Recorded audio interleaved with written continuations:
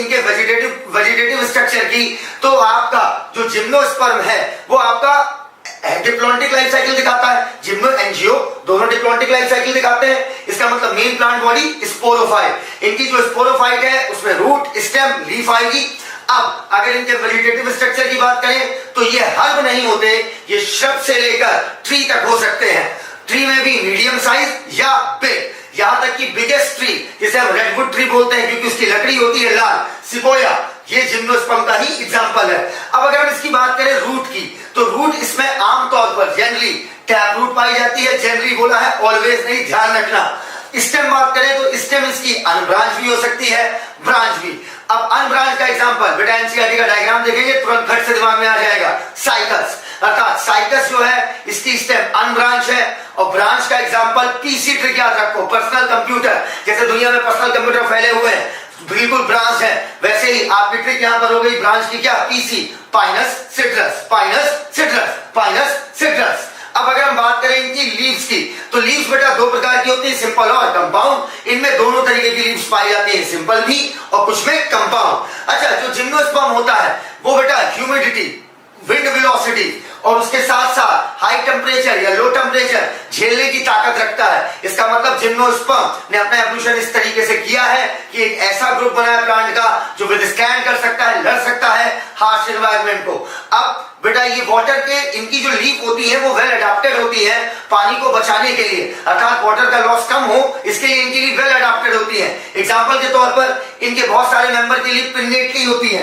अर्थात needle like leaf होती है। निडल लाइक होने की वजह से सरफेस एरिया क्या हो जाएगा, कम, तो वाटर लॉस क्या होगा, कम। उसके साथ साथ क्यूटिकल की लेयर की वजह से भी वाटर लॉस क्या होगा बेटा, कम। उसके साथ साथ स्टोमेटा इनके धसे हुए होते हैं, सनकेन होते हैं, जिसकी वजह से ट्रांसपिरेशन कम, तो वाटर लॉस कम। तो निडल लाइक लीफ होने की वजह से सरफेस एरिया कम, वाटर लॉस कम।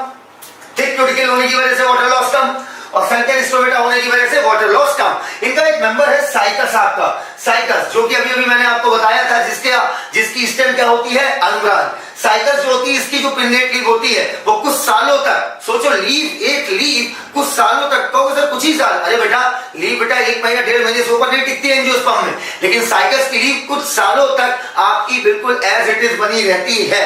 तो मैं बोल सकता हूं और जिम्नोस्पर्म की जो लीव्स हैं वो विथस्टैंड कर सकती हैं टेम्परेचर, ह्यूमिडिटी या विंड की वेलोसिटी।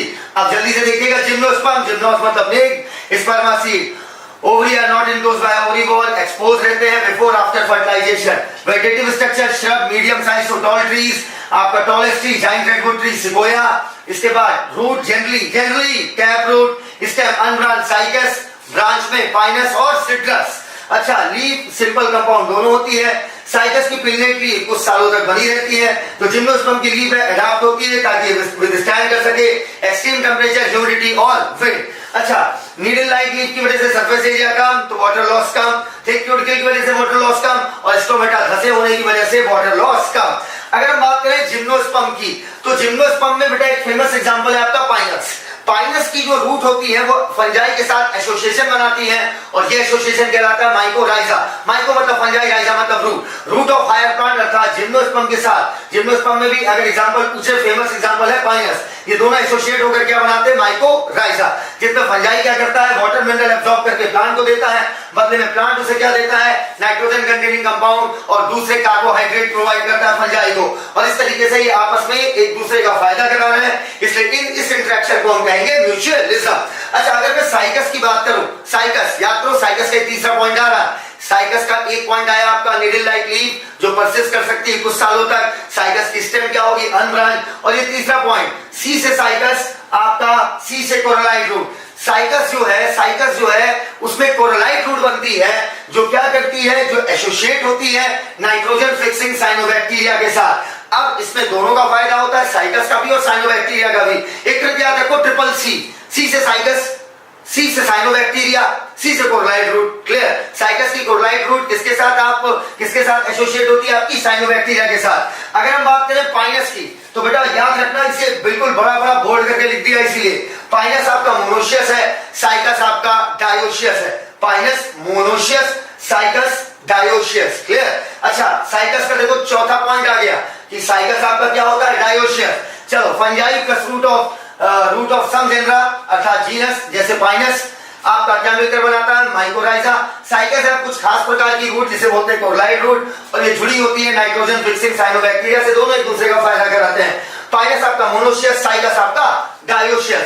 ये हो गई complete life cycle of gymnosperm. Now this is the best flow chart to understand the life cycle of gymnosperm.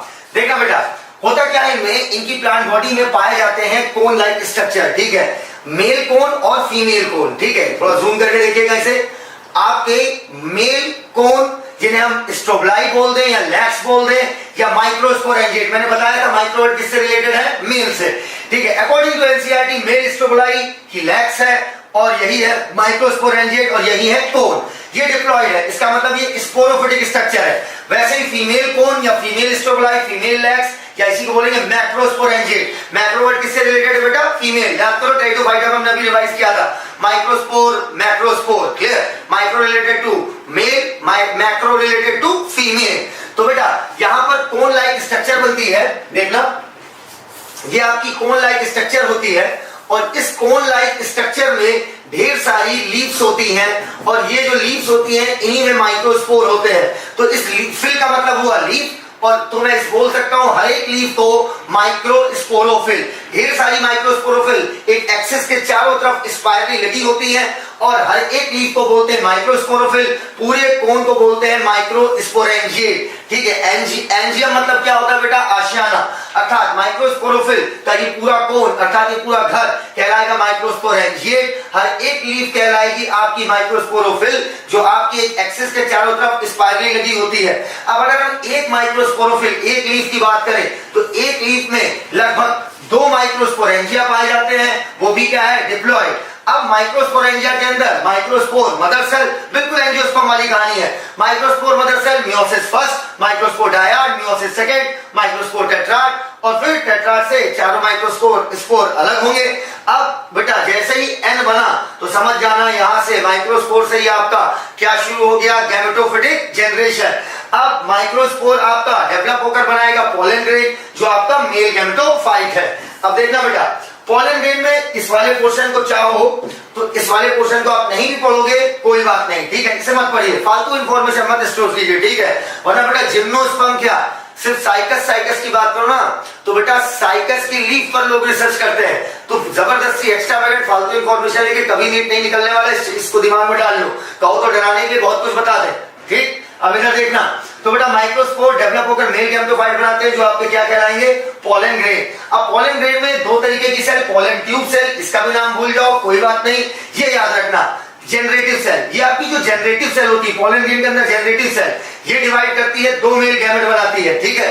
अब समझना अच्छे से, एंजियोस्पर्म में भी 2 मेल गैमेट बनते हैं तभी तो डबल फर्टिलाइजेशन होता है, लेकिन यहां पर एक मेल गैमेट आपका डीजेनरेट कर जाता है, क्लियर। इसका मतलब जिम्नोस्पर्म में डबल फर्टिलाइजेशन नहीं होगा, क्लियर है। अच्छा, जो आपका दूसरा मेल गैमेट है, ठीक है, मेल गैमेट तो इमोटाइल नॉन मोटाइल होता है, ठीक है। अब ये जो दूसरा मेल गैमेट है वो फीमेल गैमेट के साथ फ्यूज होकर जाइगोट बनाएगा, क्लियर। जाइगोट आपके किसके अंदर होंगे बेटा, सीड के अंदर ही बेटा जाइगोट बनाएगा।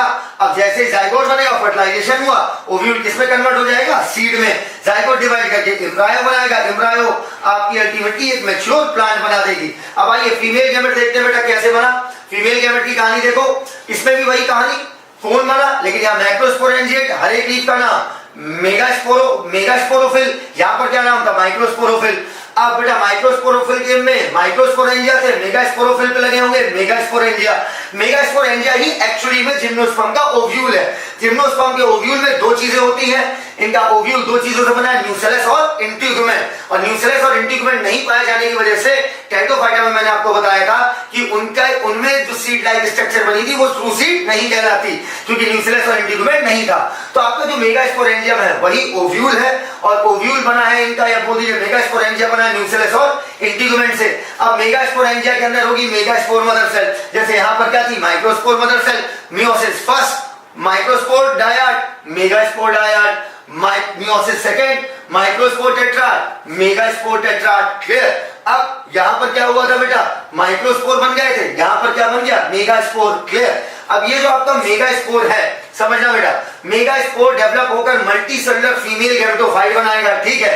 अब ये जो फीमेल गैमेटोफाइट होगा, इसी में बेटा पाए जाएंगी 2 या 2 से ज्यादा आर्चिगोनिया अर्थात फीमेल सेक्स ऑर्गन, जिसके अंदर प्रोड्यूस होगा फीमेल गैमेट। इसको आपको डिटेल में बिल्कुल नहीं पढ़ना है। मेगास्पोर डेवलप होकर क्या बनाएगी, एक मल्टीसेलुलर फीमेल गैमेटोफाइट, अर्थात गैमेटोफाइट का मतलब गैमेट बेयरिंग स्ट्रक्चर, और वो गैमेट बेयरिंग स्ट्रक्चर में मौजूद होंगे 2 या 2 से ज्यादा आर्चिगोनिया, या बोल दो आर्चिगोनिया मतलब फीमेल सेक्स ऑर्गन, और उसी के अंदर बनेगा फीमेल गैमेट। बस मेल फीमेल गैमेट दोनों मिलकर जायगोट, जायगोट से एम्ब्रायो, एम्ब्रायो तुम्हारा किसमें हो जाएगा बेटा, क्या एम्ब्रायो तुम्हारा अल्टीमेटली क्या बना देगा, मैच्योर प्लांट। तो एक बार जल्दी से दोबारा देख लो, दोनों के कौन, microsporangiate, macrosporangiate, microsporophyll, megasporophyll, microsporangia, megasporangia, megasporangia एक ओव्यूल है जो बना है न्यूक्लियस और इंटीग्यूमेंट से, microspore mother cell, megaspore mother cell, meiosis first, दोनों का डायड, दोनों का टेट्राएड, माइक्रोस्पोर, मेगास्पोर, माइक्रोस्पोर आपका पोलन ग्रेन बनाएगा, अल्टीमेटली आपके 2 मेल गैमेट बनेंगे, लेकिन एक आपका क्या हो जाएगा यहाँ डीजेनरेट, इसका मतलब डबल फर्टिलाइजेशन नहीं होगा, डबल फर्टिलाइजेशन के लिए 2 मेल गैमेट चाहिए ना, तो double fertilization is unique event to angiosperm. अब यहां देखो मेगास्पोर आपका डेवलप होकर मल्टीसेलुलर फीमेल गैमेटोफाइट बनाएगा, जिसमें 2 या 2 से ज्यादा आर्चिगोनिया होगा, आर्चिगोनिया आपका फीमेल सेक्स ऑर्गन है। अब इसी के अंदर फीमेल गैमेट बनेगा, अल्टीमेटली जाइगोट फ्यूज करके बनाएंगे ये, जैसे जाइगोट बना फर्टिलाइजेशन हुआ, ओव्यूल स्टार्ट हो जाएगा, किसमें कन्वर्ट होने लगेगा, सीड में, और जाइगोट बनाएगा एम्ब्रायो, एम्ब्रायो अल्टीमेटली दे देगी मैच्योर प्लांट। क्लियर है ये बात? अच्छा अब बेटा इस बात को दिमाग में रखो, ठीक है, कि आपका जिम्नोस्पर्म में आमतौर पर एयर पॉलिनेशन होता है। क्लियर? मतलब जो पोलन ग्रेन है वो आपके आर्चिगोनिया के माउथ तक पहुंचते हैं with the help of air current, अर्थात हवा की धारा के साथ। अच्छा अगर हम बात करें ब्रायोफाइटा की या टेरिडोफाइटा की, किसकी बोला, ब्रायोफाइटा की या टेरिडोफाइटा की, तो बेटा ब्रायोफाइटा में तो डोमिनेंट फेज ही थी आपकी गैमेटोफिटिक, लेकिन टेरिडोफाइटा की बात करिए, भले उसमें डोमिनेंट फेज स्पोरोफिटिक थी, लेकिन उसका जो गैमेटोफाइट था वो फ्री लिविंग था, उसका गैमेटोफाइट फोटोसिंथेटिक था, फ्री लिविंग था। क्लियर? तो इसका मतलब क्या हुआ कि ब्रायोफाइट और टेरिडोफाइट में जो गैमेटोफाइट है उसका इंडिपेंडेंट फ्री लिविंग एक्सिस्टेंस है, लेकिन इनके केस में जो आपका गैमेटोफाइट है उसका फ्री लिविंग एक्सिस्टेंस नहीं होगा जिम्नोस्पर्म के केस में। क्लियर? अर्थात मैं बोल सकता हूं unlike in bryophyta and pteridophyta, अर्थात ब्रायोफाइटा और टेरिडोफाइटा के विरुद्ध जिनमें फ्री लिविंग एक्सिस्टेंस था, जिम्नोस्पर्म में गैमेटोफिटिक स्ट्रक्चर का फ्री लिविंग एक्सिस्टेंस नहीं है। तो कॉमन सेंस लगाओ बेटा, अगर यहीं से माइक्रोस्पोर अलग हो गया, डायड कंडीशन से ही अलग हो गया, तो वो खत्म हो जाएंगे। क्लियर? अब अल्टीमेटली अब इधर एक चीज और देखिएगा दोबारा, साइकस डायोसियस होता है। क्लियर? अभी बताया था साइकस डायोसियस, कोनिफर्स आप याद रखिएगा मोनोशियस, क्या बोला, conifers monoecious, stigma style absent होता है इनमें, और इंडोस्पर्म। अब सवाल बनता है क्या जिम्नोस्पर्म में इंडोस्पर्म बनता है? बिल्कुल बनता है बेटा, जाइगोट आपका डिवाइड करके एम्ब्रायो बनाएगा, इसके लिए नरिशमेंट चाहिए, इंडोस्पर्म इसमें भी बनता है, लेकिन क्योंकि मेल गैमेट एक डीजेनरेट कर जाता है तो इनमें इंडोस्पर्म आपका हैप्लॉइड ही रह जाता है। इसका डिटेल्ड रीजन आपको नहीं जानना है, ठीक है? तो इंडोस्पर्म इनका फर्टिलाइजेशन से पहले ही बन जाता है। एक्चुअली में जो आपकी मेगास्पोर होती है, हल्का सा सुन लो, यही मेगास्पोर डिवाइड करके इंडोस्पर्म जैसी, यही जिसे आप मेगास्पोर बोल रहे हो, यही इंडोस्पर्म लाइक स्ट्रक्चर बना लेती है, जो भविष्य में नरिशमेंट दे देती है, तो उसी को इंडोस्पर्म बोल देते हैं। तो ये सवाल दिमाग में डाल लो कि जिम्नोस्पर्म में जो आपका इंडोस्पर्म है वो हैप्लॉइड होगा और फर्टिलाइजेशन से पहले बनेगा, वहीं पर एंजियोस्पर्म में इंडोस्पर्म ट्रिप्लॉइड होगा और फर्टिलाइजेशन के बाद बनेगा। अरे जब ट्रिपल फ्यूजन होगा उसके बाद बनेगा। इतनी बात एक बच्चे को क्लियर? तो चलिए अब हम जिम्नोस्पर्म की जल्दी से रीडिंग करते हैं with the help of NCERT. चलिए अब हम एनसीईआरटी से जिम्नोस्पर्म की रीडिंग करते हैं जल्दी से बेटा। चलिए देखिएगा, ये आप पहले जल्दी से देख के बताइए, ये आपका जो पहला वाला है, ये जो आपका पहला डायग्राम है, ये किसका है? थोड़ा सा ब्लैक एंड व्हाइट है, ठीक है, देखिएगा इसे, ये साइकस है, देखो साइकिल में दिख रहा है साइकस, बिल्कुल अनब्रांच लग रहा होगा। ये दूसरा वाला पिन जैसा आपका पाइनस है, और लास्ट वाला याद रखिएगा गिंको है। क्या? गिंको, इसे हम लिविंग फॉसिल भी बोलते हैं, ठीक है? अब ये जो गिंको है, इसकी डॉट शूट दिखाई, अर्थात थोड़ी सी ग्रोथ नहीं कर पाई, ये इसकी लॉन्ग शूट दिखाई, और ये इसके सीड दिखाए। देखो सीड बेटा इसके नेक्ड है, ठीक है? ये किसका diagram? Cycas unbranch, got it? ये आपका पाइनस जो कि ब्रांचेस दिख रही साफ साफ, और ये क्या हुआ आपका ginkgo, dot shoot, long shoot और सीड जो कि क्या है? नेक्ड। चलिए अब इसे जरा एनसीईआरटी से रीड करते हैं। जिम्नोस्पर्म। अगर हम बात करें जिम्नोस्पर्म की, तो मैंने आपको बताया था जिम्नोस्पर्म आपके जो होते हैं वो आपके नेक्ड होते हैं, उसके साथ साथ स्पर्मा मतलब सीड, इनके सीड नेक्ड होते हैं। और ये वो प्लांट है जिनमें ovule are not enclosed by any ovary wall, और हमेशा इनके ओव्यूल जो है प्री फर्टिलाइजेशन या पोस्ट फर्टिलाइजेशन है, जब बॉल ही नहीं है तो हमेशा एक्सपोज ही रहेंगे। जो सीड है वो सीड जो है वो डेवलप कब होंगे, वो चाहे एंजियोस्पर्म हो चाहे जिम्नोस्पर्म हो, सीड बनता है फर्टिलाइजेशन के बाद। लेकिन एंजियोस्पर्म में इंडोस्पर्म आपका फर्टिलाइजेशन के बाद, लेकिन जिम्नोस्पर्म में इंडोस्पर्म फर्टिलाइजेशन से पहले तैयार हो जाता है। जिम्नोस्पर्म इंक्लूड करते हैं मीडियम साइज ट्री से लेकर टॉल ट्रीज तक। Tallest tree sequoia, redwood tree इसी से बिलोंग करता है आपका। और इसके साथ साथ अगर हम बात करें, इसमें श्रब भी होती है लेकिन हर्ब्स ना के बराबर। वन ऑफ द जिम्नोस्पर्म, ये जिम्नोस्पर्म है जाइंट रेडवुड ट्री, सिकोया पता है, टॉलेस्ट ट्री है। रूट इनकी कैसी होती है बेटा, टैप रूट। अच्छा, इनकी जो रूट होती है जिम्नोस्पर्म की, एग्जांपल दिया था मैंने आपको पाइनस, वो आपका फंजाई के साथ मिलकर माइकोराइजा बनाता है, और साइकस नाइट्रोजन फिक्सेशन साइनोबैक्टीरिया के साथ एसोसिएट होता है with the help of specialized root, जिसे हम बोलते हैं कोरोलाइड रूट। ठीक है, लीफ इनकी वेल एडाप्टेड होती है, सिंपल कंपाउंड दोनों होती है। आपकी साइकस की पिन्नेट ट्री जो कुछ सालों तक रह सकती है एज इट इज, अर्थात इनकी लीफ जो होती है वेल एडाप्टेड होती है एक्सट्रीम टेंपरेचर ह्यूमिडिटी विंड को झेलने के लिए। कोनिफर में निडल लाइक लीफ होती है, ठीक है, जिसकी वजह से क्या होता है, सरफेस एरिया क्या होगा बेटा, रेड्यूस हो जाएगा। थिक क्यूटिकल संकल स्टोमेटा, ये भी वाटर लॉस को कम करने में मदद करते हैं। और याद रखना बेटा, स्टेम इनकी अनब्रांच साइकस के केस में, ब्रांच पाइनस और सिट्रस के केस में। अच्छा, जिम्नोस्पर्म में बेटा दो अलग अलग स्पोर बने थे कि एक ही, एक माइक्रोस्पोर बना था, एक मेगास्पोर बना था। तो इसमें होमोस्पोरस में डेवलपमेंट है, हेट्रोस्पोरस। गुड, जिम्नोस्पर्म और हेट्रोस्पोरस, क्योंकि दो तरीके के स्पोर बनते हैं, माइक्रोस्पोर और मेगास्पोर, और ये दोनों तरीके के स्पोर प्रोड्यूस होते हैं स्पोरेंजिया में। ठीक है, बताया था बेटा माइक्रोस्पोरेंजिया, मेगास्पोरेंजिया, और जिन पत्तियों पे लगे होते हैं माइक्रोस्पोरोफिल, मैक्रोस्पोरोफिल, और कौन का नाम मैक्रोस्पोरेंजिएट, माइक्रोस्पोरेंजिएट। अल्टीमेटली यही सेम बातें पूरे मिलेगी। आप चाहो तो आप इसे बड़े आराम से इग्नोर कर दो, बिल्कुल मत देखो, सिर्फ उसी वाली रिवीजन को दोबारा सुनो। इसमें जो सुनने वाली चीज है वो है लास्ट पैराग्राफ। ठीक है, लास्ट पैराग्राफ देखिएगा। Unlike bryophyte and pteridophyte, bryophyte और टेरिडोफाइट के अपोजिट, जिम्नोस्पर्म में मेल और फीमेल गैमेटोफाइट का इंडिपेंडेंट फ्री लिविंग एक्सिस्टेंस नहीं होता, लेकिन ब्रायो में तो होता है। ब्रायो में तो बेटा इनका जो गैमेटोफाइट होता है वो डोमिनेट करता है, फोटोसिंथेटिक होता है, और टेरिडो का भले डोमिनेट नहीं करता लेकिन फोटोसिंथेटिक तो होता है। लेकिन जिम्नो में फ्री लिविंग एक्सिस्टेंस नहीं है। They remain with in the sporangia, gymnosperm में जो गैमेटोफिटिक स्ट्रक्चर है वो स्पोरेंजिया के अंदर ही रहेगा। ठीक है, स्पोरोफाइट में पॉलन ग्रेन रिलीज होंगे फ्रॉम माइक्रोस्पोरेंजिया, और ये ध्यान रखने वाली बात है, जाएंगे किससे, with the help of air current. मतलब एजेंट कौन है यहाँ पर, एयर। एंड ये पहुंचेंगे pollen grain opening of the ovule के पास, जो कि आपकी मेगास्पोरोफिल पर होगी। क्लियर, अरे मेगा मतलब ही क्या हुआ, रिलेटेड टू फीमेल, मेगास्पोरोफिल पर ही बेटा ओव्यूल होंगे इनके। The pollen tube carrying the male gamete, pollen tube male gamete को लेकर पहुंचेगी आर्चिगोनिया के पास और रिलीज कर दिए जाएंगे near the mouth of archegonia. Male gamete release कर दिए गए, फर्टिलाइजेशन जाइगोट डेवलप होगा एम्ब्रायो में और ओव्यूल डेवलप होगा सीड में। And these seed are not covered due to lack of ovary. That's it, this is gymnosperm, this is Sahil Siddiqui, thank you, धन्यवाद। ये एक स्पेशलाइज्ड स्ट्रक्चर में होता है जिसे हम बोलते हैं बेटा फ्लावर। अच्छा, अगर हम बात करें बेटा एंजियोस्पर्म की, तो एंजियोस्पर्म एक ऐसा डिवीजन है जिसमें प्लांट, मैक्सिमम प्लांट की स्पीसीज आपकी एंजियोस्पर्म में ही आती है। अर्थात अगर आपसे पूछा जाए एग्जाम में कि मैक्सिमम स्पीसीज प्लांट के किस डिवीजन में रखी गई है, थैलोफाइटा, ब्रायोफाइटा, टेरिडो, एंजियो, तो answer will be angio. Maximum species belongs to angiosperm. अच्छा, अब अगली बात मेरी गौर से सुनना, प्लांट की बात कर रहा हूं बेटा, प्लांट में पूछे मैक्सिमम स्पीसीज किस डिवीजन में, तो एंजियोस्पर्म। अच्छा, अगर ओवरऑल मैं आपसे एक बात कहूं कि आपका जब इतना बड़ा ग्रुप है एंजियोस्पर्म, तो इससे हमें बहुत सारे फायदे होते होंगे। एंजियोस्पर्म से हमें फूड मिलता है। अरे कॉमन सेंस लगाओ बेटा, एंजियोस्पर्म में क्या है, फ्लावर है, फ्लावर के अंदर ओवरी है, ओवरी फ्रूट बनाती है, फ्रूट हमारे लिए फूड की तरह है, फूड है, फॉडर है, फॉडर मतलब चारा, क्लियर, फूड है, फॉडर है, फ्यूल की तरह भी यूज किए जाते हैं एंजियोस्पर्म, और उसके साथ साथ बहुत सारी मेडिसिन है और भी बहुत सारे कॉमर्शियल प्रोडक्ट जो हम एंजियोस्पर्म से ऑब्टेन करते हैं।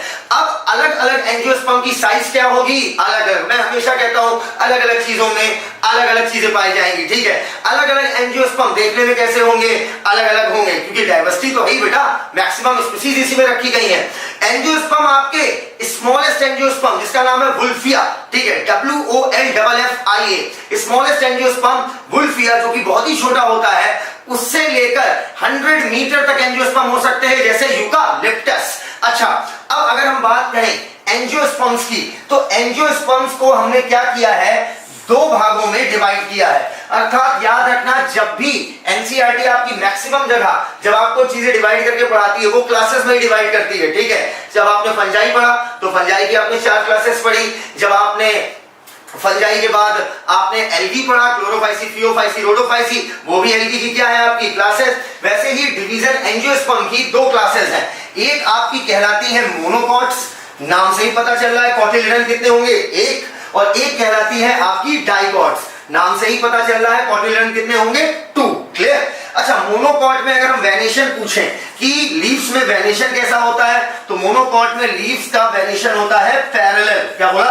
पैरेलल, और वहीं पर डाइकॉट में लीफ का वेनेशन आपका होता है रेटिकुलेट, मतलब जालीदार, क्लियर। अच्छा, याद रखना, अगर तुमसे पूछे ऑल मोनोकॉट है पैरेलल वेनेशन, गलत, अधिकतर मोनोकॉट में पैरेलल वेनेशन है, अधिकतर डाइकॉट में रेटिकुलेट वेनेशन है, ऑल मत बोल देना, एक्सेप्शंस हैं जो हम मॉर्फोलॉजी में डील करेंगे। अच्छा, दूसरी बात, अगर हम बात करें मोनोकॉट्स को लेकर, तो 1 कॉटिलिडॉन, डाइकॉट में 2 cotyledon, venation parallel, venation reticulate. इसके साथ अगर हम मेरस कंडीशन देखें कि बेटा कैलिक्स और करोला में जो आपके सेपल है या आप बोल दीजिए पेटल है, ये कितने कितने के सेट में है, तो बेटा मोनोकॉट में ट्राइमेरस कंडीशन होती है, अर्थात जो आपका चाहे कैलिक्स हो चाहे करोला हो उसमें 3 यूनिट पाई जाएंगी।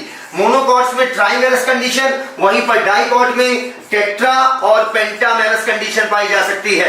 अर्थात टेट्रा में क्या होगा बेटा, कैलिक्स करोला में 4 की यूनिट में पाए जाएंगे, पेंटा में क्या होगा आपके 5 की यूनिट में पाए जाएंगे। तो ये हो गया एंजियोस्पर्म डिवीजन, जिसको हमने क्या किया, 2 क्लासेस में बांटा, monocot, dicot, single cotyledon, 2 cotyledon, venation parallel, venation reticulate. Merous condition देखी गई तो ट्राइमेरस, और डाइकॉट में टेट्रा और पेंटामेरस पाई जा सकती है, ठीक है। चलो, आपका ये डायग्राम देख लो, दिमाग में रखना, क्योंकि एग्जाम में इतना जूम करके तुम्हें मिलेगा नहीं, ठीक है।